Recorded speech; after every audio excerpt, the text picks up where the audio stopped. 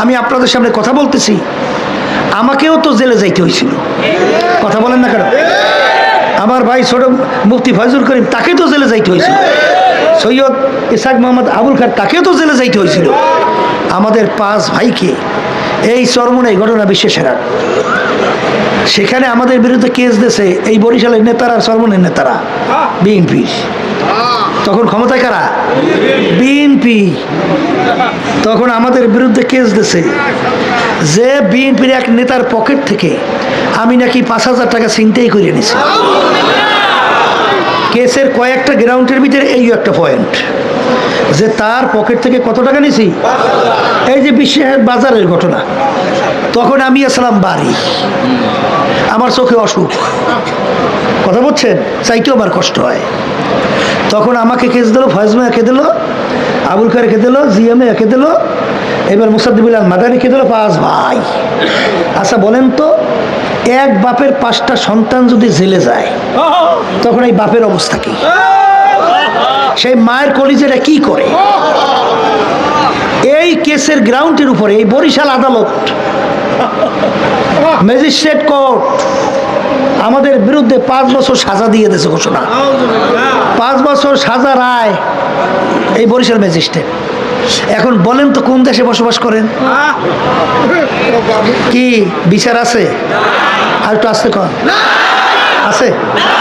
হ্যাঁ, আচ্ছা, শেষ পর্যন্ত তো আমাদের বেল ক্যান্সেল, গেলাম জেলে।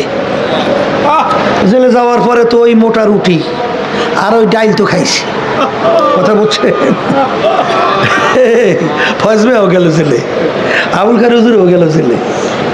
এখন ওদিকে আমার আল্লাহর কুতুব আব্বাজান তো বোঝেন তো তার কলিজাটা কেমন করে।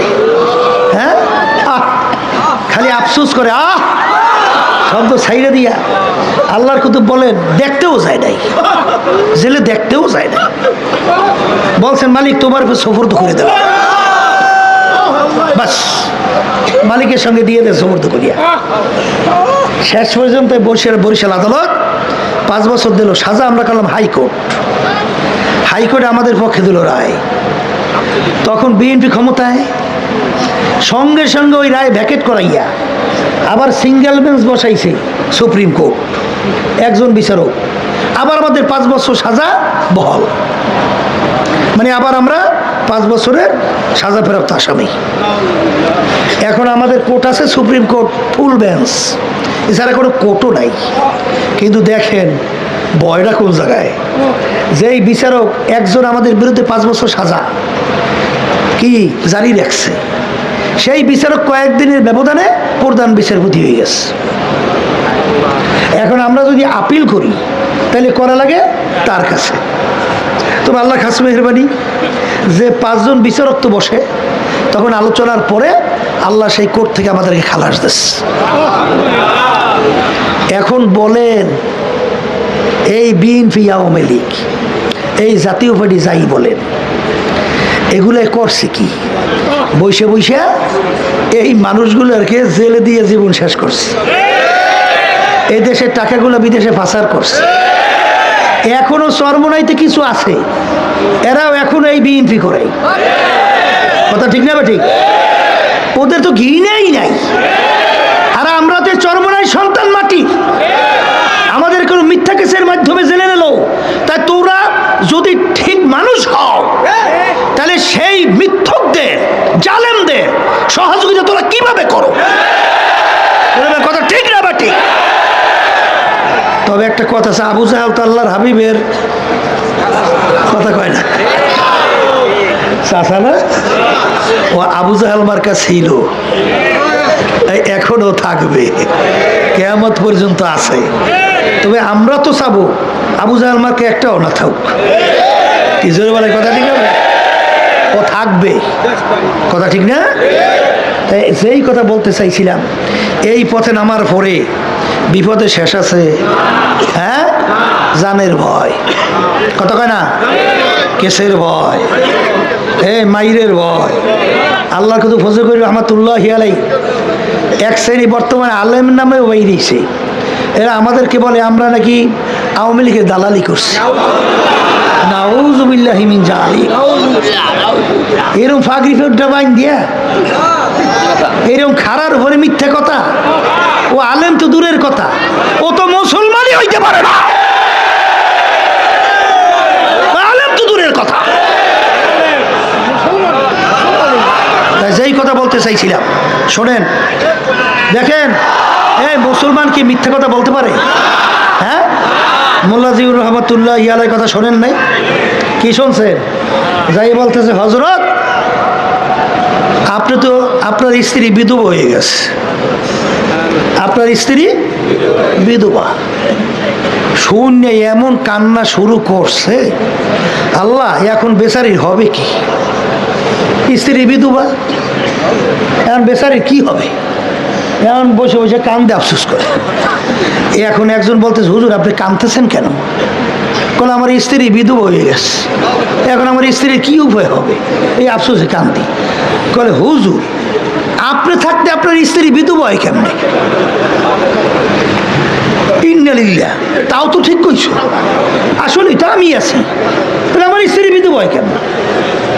এখন হুজুর বলতেছে, আমাকে যে কথাটা বলছে সে কি মুসলমান না? আল্লাহু আকবার। যেই কথাটা বলছে সে কি মুসলমান না?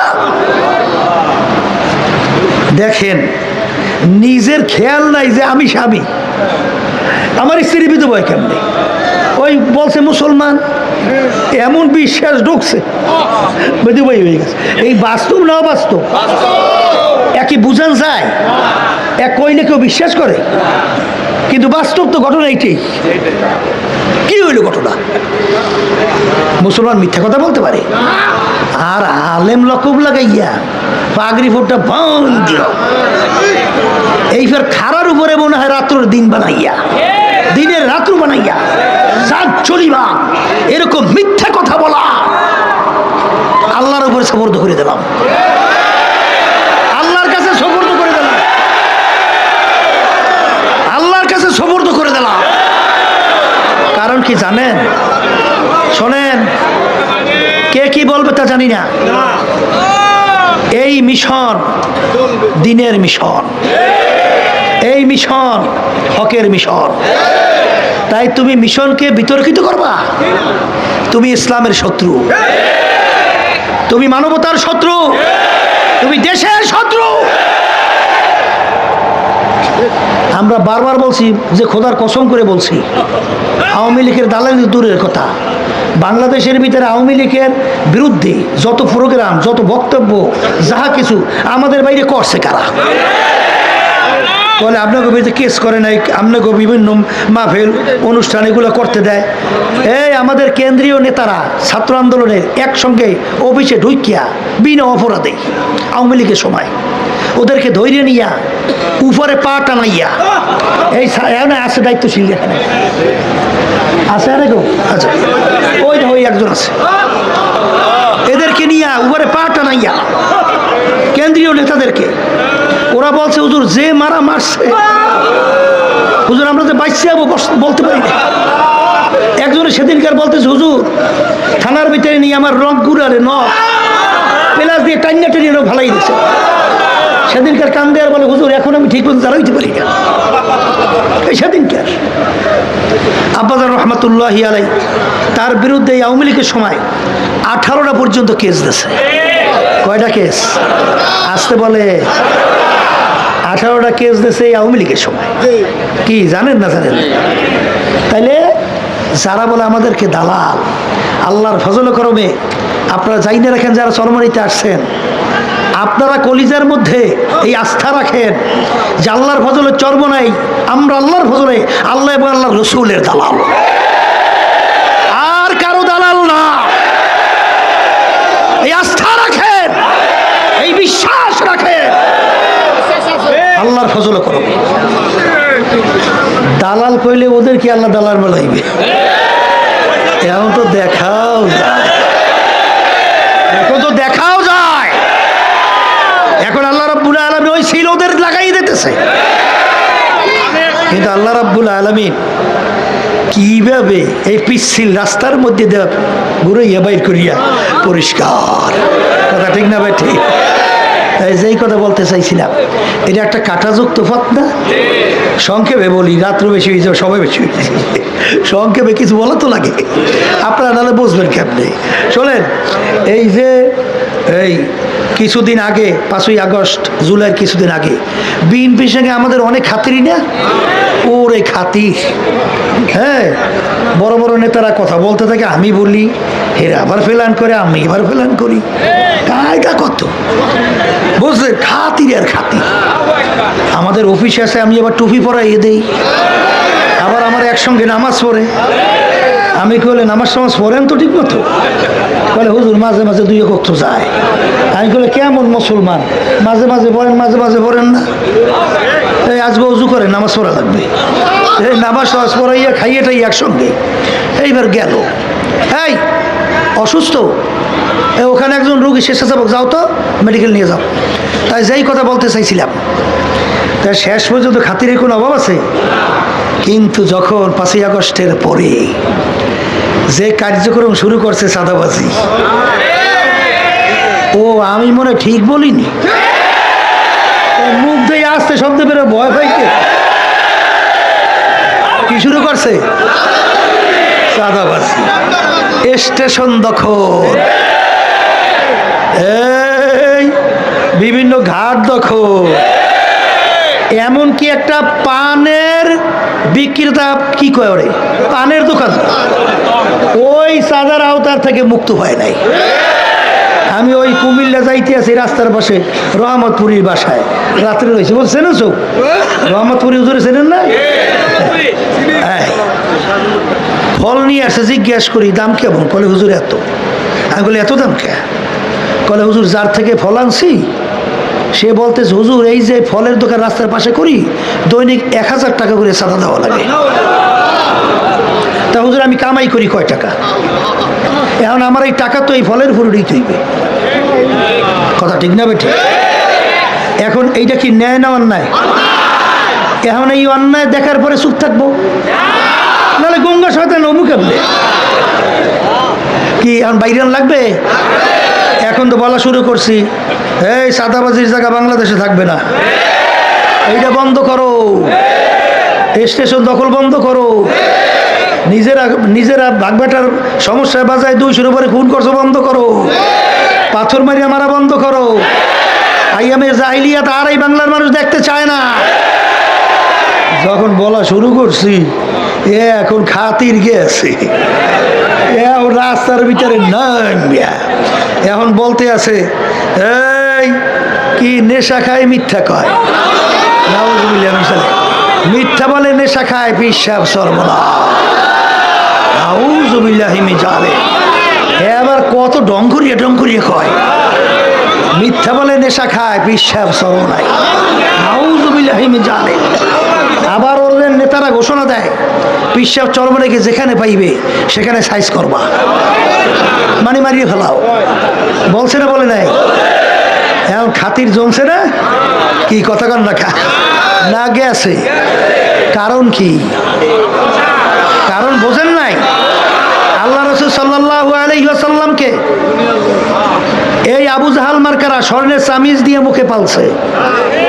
আবু জাহাল বলছিল, এই ভাতিজা লালন পালন খুব ভালো কইরা যত সহকারে কইর আমাদের বংশের জন্য গৌরব হবে। কিন্তু যখন আল্লাহ রাসূল সাল্লাল্লাহু আলাইহি ওয়াসাল্লাম ওদের অন্যায়ের বিরুদ্ধে জ্যান্ত মেয়ে সন্তানটাকে গর্তের ভিতরে ফেলাইয়া চাপা মাটি দিয়ে মেরে ফেলায়, বংশক্রমে খুন খুন, মিথ্যা জুলুম, এরপর শিরক, মূর্তি পূজা, আল্লাহ নবী যখন বলা শুরু করলো, স্বর্ণের চামিজ তো দূরের কথা, এখন রাস্তার ভিতরে গর্ত খুঁজছে। কোন গর্ত বুঝেন তো? আল্লাহর হাবিবের ঘর আর আবু জাহিলের ঘর বেশি দূরে না, গেছেন না যারা হজে? আবু জাহিলের ঘরে ওখানে বানাইছে পায়খানা, প্রসবখানা, আল্লাহ হাবিবের ঘরে ওই জায়গায় বানাইছে কেতাবখানা, বিভিন্ন কেতাব না, মাঝখানে দূরত্ব বেশি না, ওর ভিতরে গর্ত করছে আবু জাহিলিয়া, এবং উপরে প্রলোভন দিছে এবং পাঠাই দিয়েছে, যাইয়ে বলো যে তোমার তোমার চাচা অসুস্থ, তোমাকে একটু দেখতে মন চায়, একটু দেখতে চায়। তাই রহমাতুল্লিল আলামিন দয়ার সাগর যখন শুনছে চাচা অসুস্থ কি করবে, আল্লাহ নবী সাল্লাল্লাহু আলাইহি ওয়াসাল্লাম নামে রওনা করছে। যেই গর্তে পা দেবে জিবরাইল আলাইহিস সালাতু ওয়াস সালাম পিছন দিয়া আল্লাহ রাসূল দাঁড়া, আর সামনে পা দেওয়া যাইবে না, আবার ব্রেক ঘোরের ওদিকে যাওয়া যাইবে না। এখন আবু জাহেল ফাঁক দিয়ে চাই দিছে, যেই দেখে আবার ঘুরিয়ে যাওয়া ধরছে, ও নামছে লাভ দিয়া ধরবে, আইসে নিজেই গর্তের মধ্যে পড়ছে। কথা বুঝছে? এখন গর্তের থেকে তো আর উঠতে পারে না। কলে আমাকে যদি গর্তেতে উঠাইতে চাও আমার ভাতিজাকে আনো, গতি নাই। আল্লাহ সাল্লাল্লাহু আলাইহি ওয়াসাল্লাম আইসা কেমন দয়ার সাগর আবার সেই গর্তের ভিতর থেকে উঠায়। এখন কি শত্রু না মিত্র? কথা কয় না? কি করছিলি কি আল্লাহ রাসূল সাল্লাল্লাহু আলাইহি ওয়াসাল্লাম? ওদের অন্যায়ের বিরুদ্ধে, জুলুমের বিরুদ্ধে, মিথ্যার বিরুদ্ধে, খুনের বিরুদ্ধে যখন নাকি আল্লাহর হাবিব সত্য কথা বলছেন, হক বলছেন, এক আল্লাহর ঈমান আনার দাওয়াত দিয়েছেন, তখন বন্ধুত্বের পরিবর্তে শত্রু। তা আল্লাহর কুতুব চিন্তা করছেন যে এই পথ তো পিছিল, এই পথে নামলে তো বিপদের শেষ নাই, এমনকি ঘরে স্ত্রী বেকায়দা হয়ে যেতে পারে। কথা ঠিক না? আত্মীয় স্বজন উল্টো হয়ে যাইতে পারে।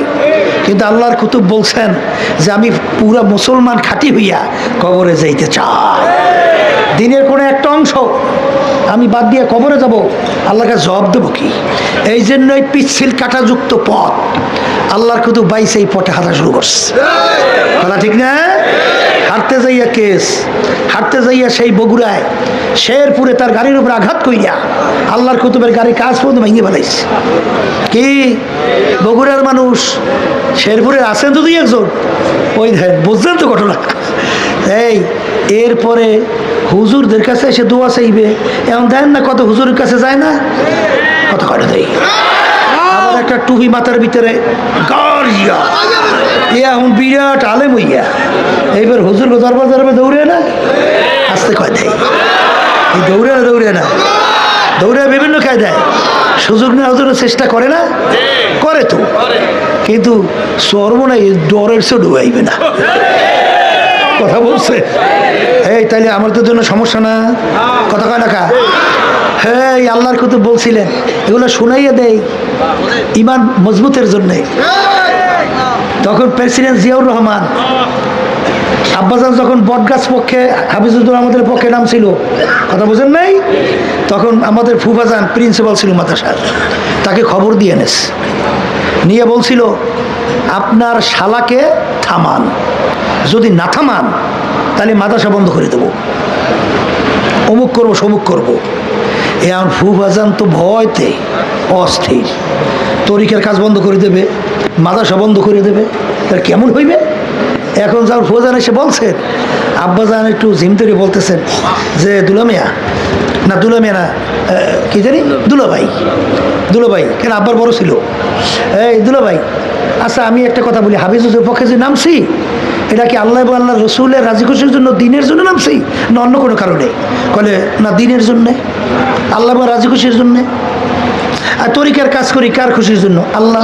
মাদ্রাসা আল্লাহ। কলে যদি দিনের কাজে করতে যাইয়া যদি মাদ্রাসা বন্ধ হয়, দিনের কাজ বন্ধ মানে তরিকা বন্ধ হয়, আমি কি করব? আমি পারবো না, আমি নামছি তো নামছি। কিন্তু মাদ্রাসা বন্ধ হয়েছে, তরিকার কাজ বন্ধ হয়েছে, বরং আল্লাহ কুতুবের সম্মান আল্লাহ আরো বাড়াই দিয়েছে। এই কথা ঠিক কিনা? এই জন্য আমার বাজানদেরকে বলবো, যারা চরমনাইতে আসছে, সুযোগ কিন্তু আইসে গেছে, ইসলামের পক্ষে একটা সুযোগ কিন্তু আইসে গেছে। আর আল্লাহ রাব্বুল আলামিন কাজগুলো আমাদের মাধ্যমেই বেশি করাইছে, বুঝিও নাই কেমনি হয়েছে, অটো মাথার থেকে বের হয়ে গেছে ইসলামের পক্ষে একটা বাক্স, কেমনে কেমনে বের হয়েছে জানি না। কথা বোঝেন না, বোঝেন নাই? এবার দেশপ্রেমিক জড়াইছি, এইটার যে এই ফলই বেহাত বুঝতে পারিনি। কথা বলছেন, এই কালে কালে সবাই চেষ্টা করলাম, আমাদের খেয়াল ছিল কওমি ঘরানার ইসলামী দলগুলোকে আগে এক জায়গায় নিয়ে আসবো, এরপর দেশপ্রেমিক সহ ইসলামী দল যারা আছে তাদের সাথে আলোচনা করব, তারপর আমরা সামনে চলবো ইসলাম দেশ মানবতার কল্যাণের জন্যে। আলহামদুলিল্লাহ নিয়েও আসছিলাম, সব ইসলামী ঘরানা দলগুলো, বিশেষ করে এই ইসলামী আন্দোলন, তারপর বাংলাদেশ খেলাফত মজলিস মামুনুল হক গুরু, এইবার খেলাফত মজলিস আমাদের আব্দুল কাদের বাচ্চু, এইবার নিজাম ইসলাম, এরপরে আর জানি কোন দল ইসলামী, এই ও জমিয়তে ওলামা ইসলাম, এই জমিয়তে ওলামা ইসলাম এদেরকে নিয়ে আসলাম। নিয়ে আসার পরে আমরা বসলাম। এই মাঝখানে ঘটনা বললাম না, ঝামেলা হয়েছে আর কি অনেক। তাই শেষ পর্যন্ত লিয়াজু কমিটি হইল, 2 জন করে থাকলো, 2-3 মিটিং জমিয়ত ওলামা ইসলাম কিন্তু আমাদের সঙ্গেই ছিল। হঠাৎ কোনো কথা নাই, কোনো আলোচনা নাই, হঠাৎ এই যে এক বাক্স নীতি তারা কিন্তু ঘোষণা করছে। দেখেন নাই সাংবাদিকদের সামনে, দেখছেন এগুলো পড়িয়ে আছে না? তারা কি এক বাক্সের নীতির ব্যাপারে একমত ঘোষণা করছে কি করে নাই? হঠাৎ জমিয়তে ওলামা ইসলাম দেখি উধাও বেরোয় চলে গেছে। আমরা হতভম্ব যে ব্যাপার কি, কোনো কথা নাই, কোনো আলোচনা নাই, এরকম হঠাৎ বের হয়ে গেল, কারণ কি? এরপরেই দেখি যে খালেদা জিয়ার ছবি, তারেকের ছবি যখন এদের মাথার উপরে পথ করে উড়বে, তখন নাকি লোকে লোকারণ্য। তখনও তো বুঝলাম ঘটনা তো আসলে কোন জায়গায়। এখন বুঝছি, কারণ ওই বিএনপির এক বড় নেতা, নাম বলবো না, সে বড় এক নেতার কাছে বলতেছিল এবার কিছু হুজুর কিনবো, এবার কিছু হুজুর কিনবো। সে এসে আমার কাছে বলতেছে, হুজুর এই এই ঘটনা, ষড়যন্ত্র তো চলছে। তখন সে বলছিল, সেখানে যে বলছিল আমাদের বড় বড় দায়িত্বশীল মহাসচিব সহ তারাও ছিল, যখন এই কথাটা বলছে তখন সে বলছিল যে কিছু হুজুর আপনাদের সাথে দেব, কারণ যদি আপনাদের কিছু হুজুর না থাকে তাহলে তো ওই আমেরিকা, ভারত, ওই বিভিন্ন যে আছে না, ইসলাম উত্থান না হোক, এই জন্য বিভিন্ন ষড়যন্ত্র করতেছে। তা আপনাদের সাথে কিছু হুজুর যদি উঁচুওয়ালা, টুপিওয়ালা, উঁচা এই যদি সাথে থাকে তাহলে আমাদের চলতে সুবিধা হইবে। এই জন্য কিছু আপনাদের হুজুর কিছু আপনাদেরকে দেব, এই কথা বললে আসছে। এরপরে শুরু হয়ে গেল খেলা। আপনারা জানেন না, আমি কিন্তু সব জানি, ও আমার সব খবর আছে, কোন জায়গায় কী বৈঠক হয়, কেটা কি বলে, এরপর কোথার থেকে কি আসে, কত বলবো না, আল্লাহ মাফ করবো আমাকে। যেই কথা বলতে চাইছিলাম, এইটা দেখার পরে হতভম্ব। তা জিজ্ঞাসা করে, ব্যাপার কি, আপনারা বেরোই আসলেন কেন? কলে তাদের স্টেজে জামাত ইসলাম গেছে, এই জন্য বেরোইছি। তা আমাদের সমাবেশ করলাম ঢাকায়, মনে আছে? তারা কিন্তু বেরোই গেছে আমাদের সমাবেশের আগে। কথা বোঝেন না, বোঝেন নাই? তারা কিন্তু বেরোইছে আমাদের সমাবেশের আগে, সমাবেশের পরে না। এরপরে আমাদের সমাবেশে দেখছেন কয়েকটা দাবি, এর ভিতরে একটা ছিল পিয়ার। পিয়ার হইলে তো বাংলাদেশ একটা সুন্দর স্বর্ণের দেশ হইতো, কোনো কালো টাকার দৌরাত্ম, এই সাদাবাজি, ধোকাবাজি, গুন্ডাদের তাণ্ডব থাকতো না, আর বাক্স নিয়ে টানাটানি, সিতারাসিদ্ধি, মারামারি, খুন খারাপি আল্লাহর মধ্যে থাকতো না, এবং সবাই সব দেশ চালাবার একটা অংশগ্রহণ থাকতো। অত ব্যাখ্যা দরকার নাই, সংক্ষেপে বলছি। এখন এই দাবি বাস্তবায়নের জন্যে আমরা রাজনৈতিকভাবে হিন্দুদেরকে দাওয়াত করছি না, কথা কয় না, খ্রিস্টান করছি না, এই বৌদ্ধ করি নাই, তাই বৌদ্ধ, হিন্দু, খ্রিস্টান তারা স্টেজে আসছে, এবং সমস্ত রাজনৈতিক দল সব আসে নাই, সেখানে জামাতও আসছে। আমাদের এই দাবিগুলো মজবুতের জন্য একসঙ্গে, এটা রাজনৈতিক প্ল্যাটফর্মে এগুলো হয়, কথা ঠিক না ভাই? ঠিক। এর অর্থ কি আমরা জামাতের আকীদায় বিশ্বাস করছি? কথা কন না কেন? মুফতি ফয়জুল করিম ডাইরেক্ট পরিষ্কার সাংবাদিকদের প্রশ্নের জবাবে বলছে না, তাদের আকীদা তাদের কাছে, আমাদের আকীদা আমাদের কাছে, এক বিন্দু আমরা লড়ি নাই, কথা ঠিক না ভাই? ঠিক। এখন যারা এই অজুহাত দেয়, এদের সঙ্গে কি জামাত ইসলাম ছিল কখনো? কয় ছিল? একদিন, 1-2 দিন, হ্যাঁ, কতদিন? এই যুগ যুগ, কথা বোঝেন নাই? এই তখন, হ্যাঁ, এইবার এরা যে জামাতের সাথে কিভাবে আলোচনা কইরা মাপ চাইয়া এইবার ভাই ভাই ধানের শেষে ভোট চাই, এগুলো সব তো বাইরেই আছে। তাই তোমাদের মুখে এই কথা সাজে? এই তোমাদের মুখে এই কথা সাজে? তখন জামাত ছিল নিষ্কলুষ, পৌত পবিত্র। আর এখন ইসলামের পক্ষে, দেশের পক্ষে, মানুষের কল্যাণের পক্ষে আমরা চিন্তা করছি। পরিষ্কার এখন বলতেছি, বিতর্কতা রাখতে লাভ নাই। আমরা চাইতেছি, থামেন, বিএনপি যেন এককভাবে ক্ষমতায় আসতে না পারে। কথা পরিষ্কার। বসেন বসেন বসেন বসেন বসেন বসেন। এর কারণ কি শুনবেন না? হ্যাঁ বলেন, বসেন। এর কারণ শুনবেন না? এইটা কেন শুনবেন না? শুনবেন না? আচ্ছা, একার সঙ্গে সঙ্গে একটু বলি, কথা বলছেন? 5ই আগস্ট জুলাইয়ের কিছুদিন মনে আছে তো?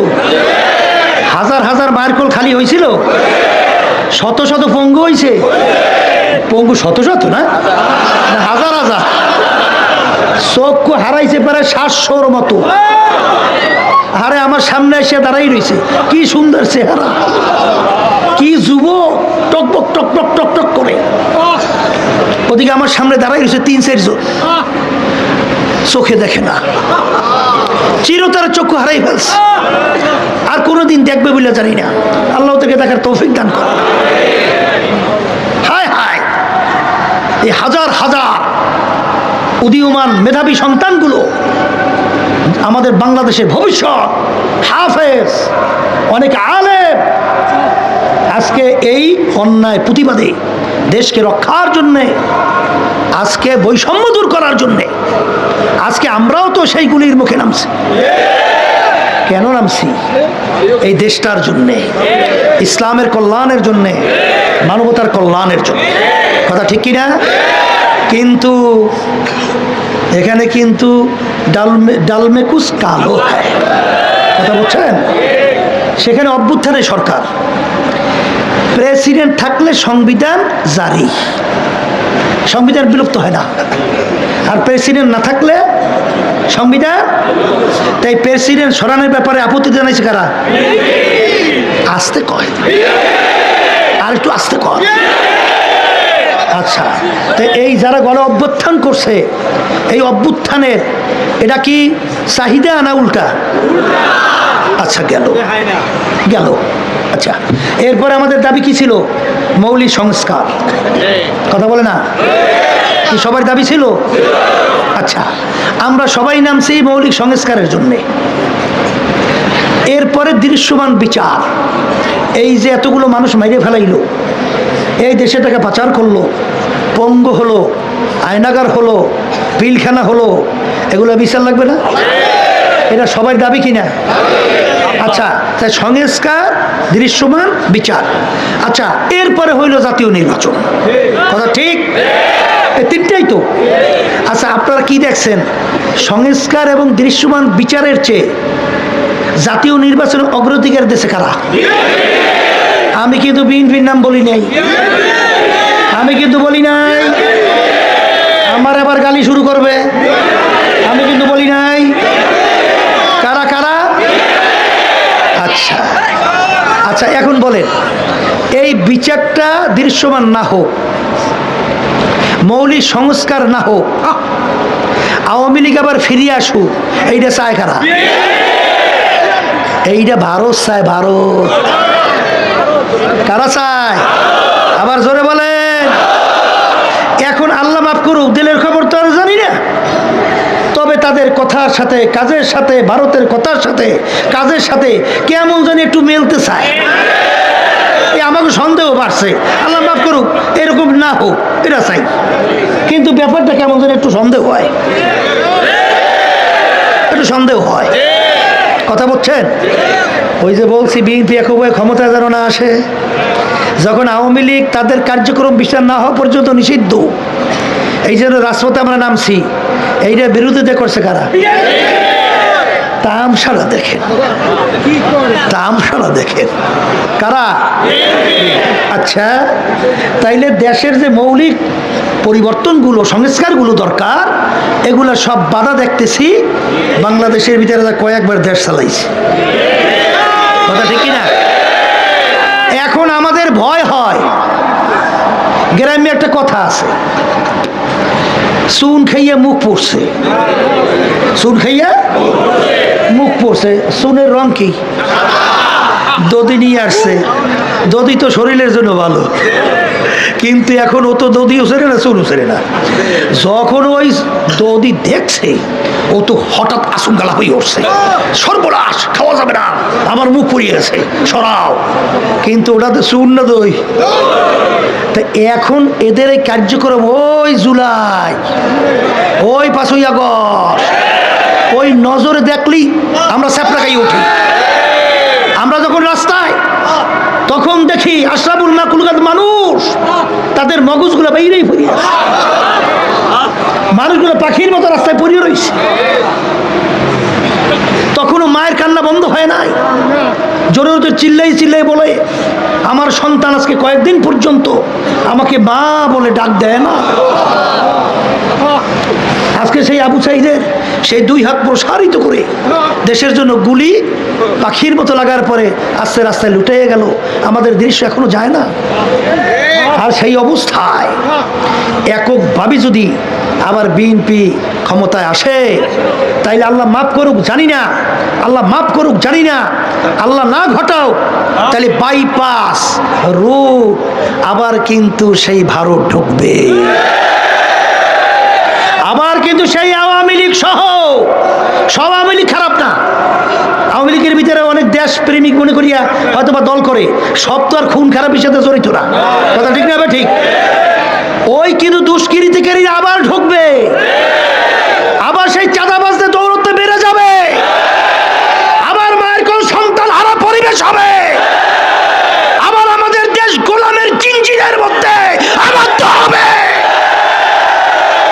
আবার আমাদের এই দেশের টাকা বিদেশে পাচার হবে। কথা ঠিক না বেটি? বসেন। এই জন্য আমরা তাদের কথা, যদিও নাকি দদি মার্কা কথা, কি আমাদের ভয় করে, আমাদের কি করে, আবার বলেন আমাদের কি করে, আমাদের বারবার রাস্তায় আবার সন্তানের এরকম মাকড় হালা হবে, আর লক্ষ লক্ষ মানুষ আবার তাদের মিথ্যা কেসের মাধ্যমে সংসার বিলীন হবে, আবার আমাদের কষ্টকৃত আমার কৃষক বাজানরা, আমার রিক্সাওয়ালা বাজানরা, আমার জেলে বাজানরা, আমার ভাইরা আজকে রোদ্রে পইরা বিদেশের মধ্যে চামড়া কালো হয়ে যায় পুইয়া, সেই টাকা বাংলাদেশে পাঠায়, এই রেমিটেন্সের মাধ্যমে দেশ চলছে। আর ওরা এলেট পার্সন নাম দিয়া ওরা সেই চেয়ারে বসে আমাদের দেশের টাকা বিদেশে পাচার করে, বেগমপাড়া তৈরি করে 620টার মতো বাড়ি বানায়। আমাদের দদি দেখলে ভয় ভাই, কথা সোজা, দদি দেখলে ভয় ভাই, দদি দেখলে ভয় পাই। এই জন্য আমি বারবার বলছি, পরে পরে শব্দ নাই, সব কর্তব্য এখন, পরে বুঝি না এখন। এই জন্য এখনের জন্যে আমরা আওয়াজ তুলছি আল্লাহর রহমতে। এখানে কোনো ব্যক্তি স্বার্থ নাই, দলের স্বার্থ নাই, আল্লাহ রাব্বুল আলামিন আমাদেরকে বিজয় করবেই করবে। তার আওয়াজ সারা বাংলার মাটি, সারা বাংলার বাতাস, গাছ পালা সব আজকে ইসলামের পক্ষে অধীর আগ্রহে অপেক্ষা করতেছে। আজকে ইসলামের বাক্স ভোটের মাধ্যমে ভরবে, ঠিক না? ঠিক, আল্লাহর রহমত।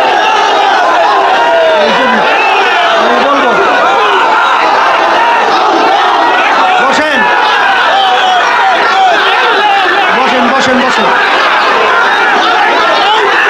বসেন বসেন বসেন, দেরি করিয়েন না, বসেন। তারপরে কথা হলো, শোনেন, তারপরে কথা শোনা লাগবে না? তাহলে একটু শোনা তো লাগবে। শোনেন, এ আল্লাহর বান্দারা, বারবার আবার বলছি বলছি, আমাদের উপর রাগ করে লাভ নাই, গালি দিয়েও লাভ নাই। দুনিয়াতে ইচ্ছে করে আসি নাই, পাঠাইছেন মালিক। যখন ডাক দেবেন থাকতে পারবো না, ভয় দেখাইয়া লাভ নাই, ওই ভয়টাই পাই না। আল্লাহর সুপুর্দ করে দিলাম, হেফাজতের মালিক আল্লাহ, কিন্তু অন্যায় প্রতিবাদে বলতেই হবে। এই জন্যই শুধু বলছি, আর কিছু না। কথা ঠিক কিনা? এই জন্য আমার বাজানদেরকে বলবো, পর্দা আলে মা বোনদেরকে বলতেছি, শোনেন, আমাদের কথা বলা কে মানবেন তা জানি না, কার কার হেদায়েত নসিব আছে আল্লাহ ভালো জানে, কে দেশে ইসলামের এবং মানবতার কল্যাণে কে কাজ করবে। তবে আপনাদেরকে একটু অনুরোধ করে রাখি, আমি আমাকে করব, আমরা যেন আর চাঁদাবাজদের সহযোগী না হই, আমরা যেন আর খুনিদের সহযোগী না হই, আমরা যেন আর মিথ্যাবাজদের সহযোগী না হই, আমরা যেন আর যারা নাকি দেশে বসে অন্য দেশের দালালি করে, আমরা যেন দালালদের সহযোগী না হই। আমাদের দেশের টাকা যারা বিদেশে পাচার করে, এদের যেন আমরা সহযোগী না হই। এবং আমার ভাইরা, আমার পর্দালে মা বোনেরা, ওরাও যেন এই গুন্ডাদের, এই চালাবাজদের, এই জালেমদের সহযোগী না হয়। এই জন্য আপনারা আমি চেষ্টা করবেন না? এখন কিভাবে করবেন বলেন? করার মতো কিভাবে করবেন? বলে হুজুরটা কেমন? আল্লাহ বলছেন, ওয়াজাহিদু ফিল্লাহি হাক্কা জিহাদিহি, করার মতো করো। এর মতো আল্লাহ কিন্তু বলে নাই করো, জিহাদ করো, তা বলে নাই, করার মতো করো। করি তো করি না, ধরি তো ধরি না, চলি তো চলি না, হবে না, তা হবে না। করার মতো করতে হবে। আল্লাহ আমাকে যতটুকু তৌফিক দান করছেন, আমি তো আল্লাহর কাছে নিয়াত করছি আমি করার মতো করব। এবং আপনাদের কি নিয়াত? নারায়ে তাকবীর, আল্লাহু আকবার, নারায়ে তাকবীর, নারায়ে তাকবীর, নারায়ে তাকবীর। আল্লাহ আপনি কবুল করেন। আলহামদুলিল্লাহ। বসেন, বসেন, বসেন। তাই যেই কথা বলতে চাইছিলাম, এই আল্লাহর বান্দারা, করার মতো করা লাগবে না? এখন করার মতো কইরিয়া আপনার আমার শক্তি যে মানজিলে মকসদে পৌঁছা যাবে। আল্লাহ রাসূল সাল্লাল্লাহু আলাইহি ওয়াসাল্লাম কাফেররা যখন হিজরতের সময় আটকেই ফেলাইছে, আল্লাহ কি বলছেন? হে নবী, বালি মারিয়ে ছাড়িয়ে দাও, দূর দেশে ছাইরিয়া। সব কাফের চক্ষু বন্ধ। এই কে চোখে ঢুকাইছে? কে? আল্লাহ ঢুকাই চোখু বন্ধ করে দিয়েছে। তাই যদি ইখলাস দিয়া যদি নামার মতো নামতে পারে, মালিক দেখবেন কি করবে আমাদের জেহেনেও ধরবে না। কথা ঠিক কিনা? তাই মালিকের কাছে সুপুর্দ করি, আমরা করার মতো করব না। আবার কে বাঁচবো, কে কতদিন থাকবো, আবার 5 বছর পর আবার এই সুযোগ আসবে, তখন সুস্থ থাকি না মরি না কি হয় জানি। এখন যখন আল্লাহ সুযোগ সামনেই নিয়ে আসছে, এই সাধ্য শক্তি অনুযায়ী আমরা চেষ্টা করব, নিয়ত তো করছি, আল্লাহ আপনি কবুল করে নেন। এখন আল্লাহর কাছে সুপুর্দ করিয়ে দেন। এই সাফর দাম্বা তুমা আয় খেশরা উদানি হিসাবে কামবে সেরা। এ আমার দয়ার মালিক, আমরা দুর্বল, তুমি আমাদের লক্ষ্যে পৌঁছার তৌফিক দান করো। যদি আমার মালিকের কাছে তাওয়াক্কুলের মতো তাওয়াক্কুল করা যায়, এরপরে আল্লাহর কাছে সুপুর্দ কইরা তাআত তৌফিক তাআত হামজাতু ইয়ামানাত ওয়া ইজাবাত হামজাতু। এই আল্লাহর বান্দারা, পর্দালে মা বোনেরা, সব সময় মনে রাখেন আমরা কিন্তু দুর্বল, কিন্তু সমস্ত মাখলুকাত কিন্তু বলতে গেলে সবল। বলতে গেলে কি সব সবল। অখুলিকালাকুম মা ফিল আরদি জামিআ, সমস্ত মাখলুকাত বানাইছেন মালিক আমাদের সহযোগিতার জন্য। কিন্তু বাজান দেখা যায় বর্তমানে তোমার আমার চরিত্র এদিক ওদিক হওয়ার কারণে একটা পিঁপড়া পর্যন্ত ভয় পায় না। এক আল্লাহর ওলি বাঘের পিঠে সওয়ার, বিষাক্ত সাপ হাতে। আরে যখন লোকালয়ের ভিতরে ঢুকলো, লোকেরা সাপ বাঘ দেখে ভয়তে পালায়। তখন আল্লাহর ওলি ডাক দিয়া বলে, হে আল্লাহর বান্দারা, তোমরা বাঘ সাপ দেখে ভয় পাও, শোনো শোনো, যে আল্লাহর বান্দা বান্দি আল্লাহকে ভয় করে, সমস্ত মাখলুকাত তাকে ভয় করে। আমার দাদাজানের কথা শুনছিলাম, দাদাজান বলতেছেন, ওরে মানুষ, তোমরা আমাদের কথা শুনতে চাও না। একটা গরুকে বললো, গরু কথা শোনে। দাদাজান দূরে একটা গরু বান্ধা ডাক দেয়, গরু আসো। গরুর রশি ছিঁড়া দাদাজানের সামনে হাজির। তখন দাদাজান বলে, দেখো, গরু পর্যন্ত কথা শোনে। এই জন্য আমার বাজানদেরকে বলবো, পর্দারে মা বোনদেরকে বলবো, বাজান আমার মালিক তো কিয়ামতের ময়দানে বান্দাবান্দিকে মাফ করার জন্য ওসিলা তালাশ করতে থাকবে। আমাদের আমলে ত্রুটির কোনো শেষ নাই। আমলের দিকে তাকাইলে জাহান্নামের বেরি তো লাগিয়েই রয়েছে, জাহান্নামের শিকলের বেরি তো লাগবে। কিন্তু আমার মালিক তো মাফ করার জন্য ওসিলা তালাশ করবে। যদি কিয়ামতের ময়দানে উঠতে পারি আর বলতে পারি, ইব্রাহিম আলাইহিস সালামের ঘটনা, নমরুদ যখন আগুনে ফেলাইল, ব্যাং বারবার পানিতে লাফ দেয়, পানি ঢোক গেলে উঠতে পানি আগুনে প্রসাব করে, আবার পানি শেষ, পানিতে লাফ দেয়, ঢোক গেলে আগুনে প্রসাব করে। ব্যাং তোমার পানি তো আগুনের কাছেও যায় না, এতটুকু পানি দ্বারা তো আগুন নেবেও না। ব্যাং তুমি এরকম কেন বারবার করো? ব্যাং উত্তর দেয়, আল্লাহ এবং তার খলিল ইব্রাহিম দেখো, আমি ব্যাং তাদের পক্ষে। এই জন্য হাদিসের ভিতরে আসছে, লা তাকতুলু দেবদা, তোমরা ব্যাংকে মাইরো না। ইব্রাহিম সাল্লাল্লাহু আলাইহি আগুন নিবাইতে ব্যাং সহযোগিতা করছিল। আগুন কিন্তু আগুনের কাছেও পানি যায় নাই, সহযোগিতার কারণে আল্লাহর হাবিব নিষেধ করেন। কাকলাস বারবার আগুনে ফু দেয়, আগুন জ্বলেও না, কাছেও যায় না। কেন করো? যে নমরুদ এবং তার দলেরা দেখু, আমি তাদের পক্ষে। এক বাড়িতে মারলে 100 নেকি আমলনামা জমা হয়। এ কবরের যাত্রীরা, এ আল্লাহর বান্দারা, পর্দার আড়ালের মা বোনেরা, কি আমল নিয়ে মালিকের দরবারে যাব? ত্রুটির কোনো শেষ নাই। তবে যদি এইটা নিয়ে যেতে পারি, মালিক যখন জিজ্ঞাসা করবো, রেজাউল করিম কি নিয়ে আসছো, আব্দুল করিম কি নিয়ে আসছো, রহিমা খাতুন কি নিয়ে আসছো, যদি বলতে পারে মালিক কি আনছি তা বুঝি না, তবে আমি তোমার পক্ষের লোক। এতটুকু যদি বলতে পারি, মালিক তোমার পক্ষের লোক, পক্ষের লোককে কেউ বিপদে ফেলায় না। তোমার আমার গুনার কোনো শেষ নাই। মালিকের রহমতের দরিয়া জোশ মারবে, আমার মালিক ডাক দেবে, পক্ষের লোক, আমার দরের লোক, আসো আসো আসো, তোমাদেরকে আমি বিপদে ফেলাবো না, তোমাদেরকে চিরস্থায়ী শান্তির জায়গা বেহেশতে মেহমান খানায় যাও জায়গা দিয়া দিলাম। বাজান এই জন্যই তো যত কিছু চিল্লাচিল্লি দৌড়াদৌড়ি।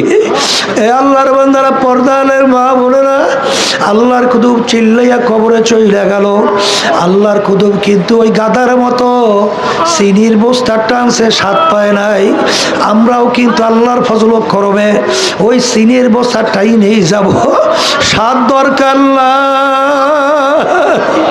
কিয়ামতের ময়দানে যেন বলতে পারি, মালিক তোমার দিনকে রাষ্ট্রীয় পর্যায়ে পৌঁছাবার জন্য, আল্লাহ জালেমদের থেকে তোমার বান্দা বান্দীদেরকে রক্ষার জন্য, এ আমার মালিক আমরা চেষ্টা সাধ্য অনুযায়ী করছি।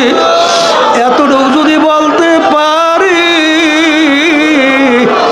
আমার মালিক তো রহমানুর রহিম, আমার মালিক তো দয়ার সাগর, আমার মালিক তোমাকে আমাকে বিপদে ফেলাবে না। এই জন্য আমার বাজানদেরকে বলবো, উদখুলু ফি ফিস সিলমি কাফা, দিনের ভিতরে পুরা ঢোকা লাগবে, দাওয়াত লাগবে, তালিম লাগবে, তাজকিয়া নফস লাগবে, জিহাদও লাগবে। আর বাজান অনেকে আমরা দেখা যায় নিজেদের আপোষের ভিতরে ব্যবহার অনেকের ভালো না। আল্লাহ আমাকে আমাদের সবাইকে মাফ কইরা দেন। বাজান আসলে মুসলমানদের পরিচয় আল্লাহ রাব্বুল আলামিন কোরআনুল কারীমের ভিতরে বলেন, ওয়ায়ুসিরুনা আলা আনফুসিহিম ওয়ালাউ কানা বিহিম খাসাসা। আল্লাহ রাব্বুল আলামিন বলেন মুসলমানদের চরিত্র হলো নিজের স্বার্থের চেয়ে তার অন্য ভাইয়ের স্বার্থের অগ্রাধিকার দেয়। বাজার আমরা যখন আল্লাহর কুতুবের যখন এই রুহানি সন্তানদেরকে দেখতাম, তাদের যে একজন আর একজনের প্রতি কি মায়া,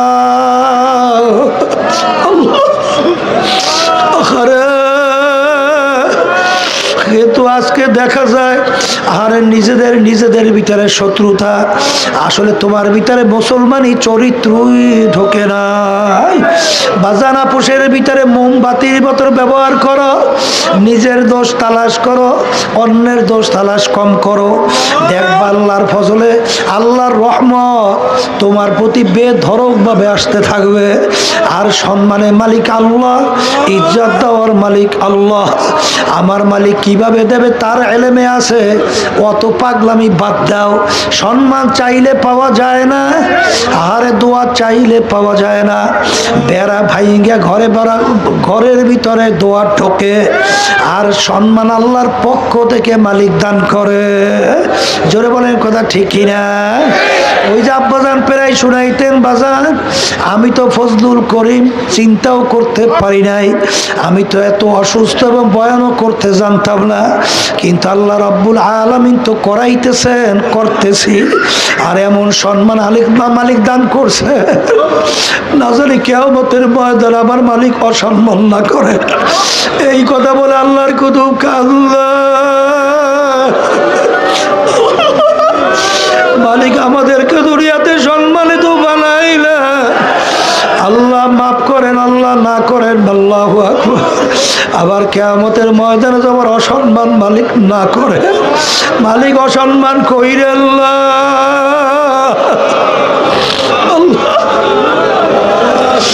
আল্লাহ সব আপনাতে সফর দখল।